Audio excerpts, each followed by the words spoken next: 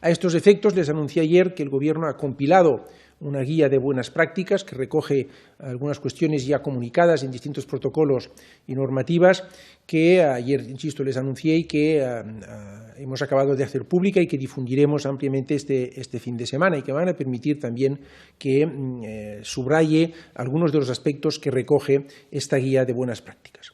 En primer lugar, y muy importante, si nos ponemos en el momento de preguntarnos ¿debo de ir o no debo ir al trabajo? Antes de ir al trabajo, pues en primer lugar, si una persona presenta sintomatología, por leve que sea, tos, fiebre o dificultad de respirar, no debe acudir al trabajo. Personas con sintomatología no deben acudir al trabajo. Debe ponerse en contacto telefónico con los servicios médicos de su comunidad autónoma y no incorporarse hasta que se confirme que no hay peligro ni para él ni para ninguno de sus compañeros de trabajo. Tampoco deben incorporarse al trabajo aquellas personas que hayan estado en contacto estrecho con familiares o con personas que hayan presentado síntomas o hayan sido personas diagnosticadas positivamente de COVID-19. Insisto, contactos estrechos tampoco deben de incorporarse al puesto de trabajo. Y finalmente, también muy importante, aquellas personas que son vulnerables a la enfermedad por edad, por estar embarazadas o por padecer afecciones médicas anteriores, como por ejemplo enfermedades cardiovasculares o enfermedades pulmonares crónicas, tampoco deben de ir a su puesto de trabajo. Deben ponerse en contacto con las autoridades médicas que les extenderán la correspondiente baja médica y no deben de acudir al trabajo aquellas personas que presenten algún grado de vulnerabilidad o por razón de edad o por razón sobre todo de padecer enfermedades, afecciones médicas anteriores. Además de esto, en los desplazamientos hacia el lugar de trabajo, para aquellas personas que deban de desplazarse al lugar de trabajo, que no es el caso de muchos ciudadanos españoles, siempre que se pueda deben de priorizarse las opciones de movilidad que mejor garanticen la distancia interpersonal de como mínimo 1 metro y idealmente 2 metros.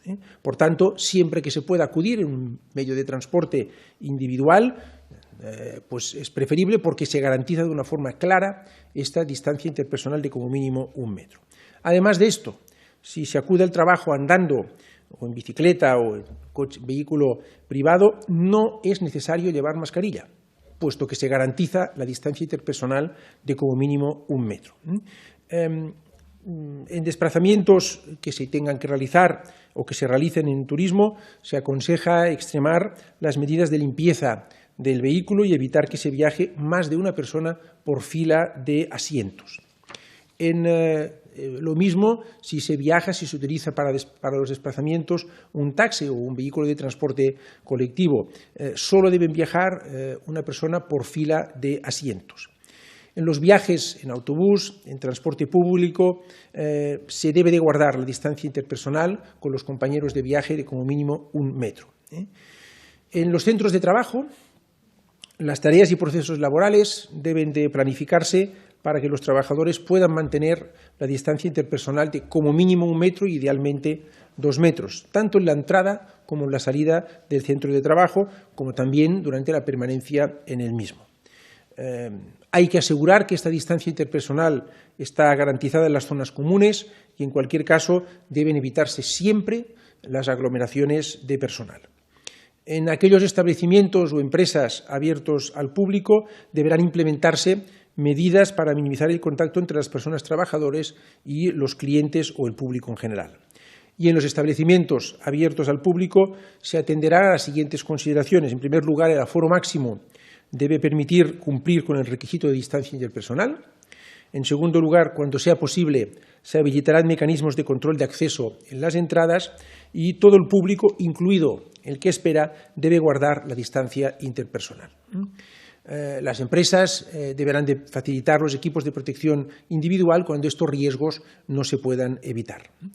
Es también recomendable, y así lo pedimos, que las empresas escalonen los horarios lo máximo posible si el espacio de trabajo no permite mantener la distancia interpersonal, de forma que los turnos ordinarios faciliten mantenimiento de esta distancia interpersonal.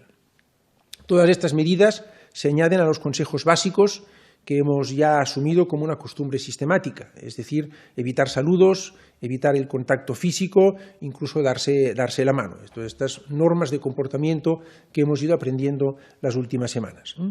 Insistir en que lo más eficaz es lavarse las manos frecuentemente con agua y jabón o con una solución hidroalcohólica, cubrirse la boca con un pañuelo desechable al toser o con la parte interior del codo, evitar tocar los ojos, la nariz o la boca. De regreso ya del trabajo a los domicilios particulares, también se deben de cuidar las distancias y las medidas de higiene en el hogar, máxime si se convive con personas que forman parte de los grupos de riesgo. En tercer lugar, quiero insistir sobre las mascarillas, el uso de mascarillas. Quiero insistir en que desde hace 3 días, desde el día 8 de abril, las autoridades, la Agencia Europea de Control de Enfermedades ha emitido un nuevo paquete de recomendaciones respecto a los equipos de protección individual y que, en concordancia con esto, hemos trabajado en 2 normativas para una nueva categoría de mascarilla, que es una mascarilla higiénica.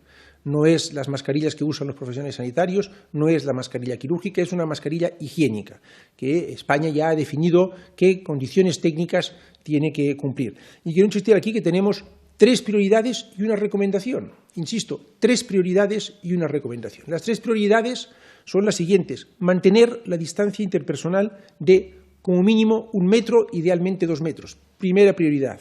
La segunda, lavado frecuente de manos, o con jabón o con solución hidroalcohólica.